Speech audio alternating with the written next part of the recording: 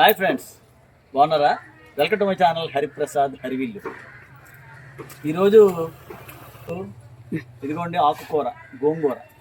ఇది న్యాచురల్ సేంద్రియ ఎరువులతో పండించింది మిద్దె తోటలో.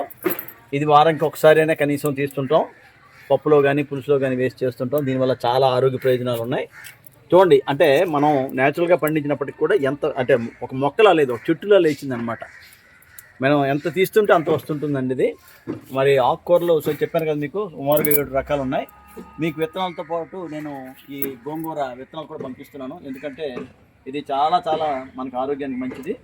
ఈ ఆకులో ఫైబర్, పొటాషియం, ఐరన్ ఇవన్నీ కూడా ఉంటాయండి. అలాగే విటమిన్ ఏ, B1, B2 కూడా ఉంటాయి.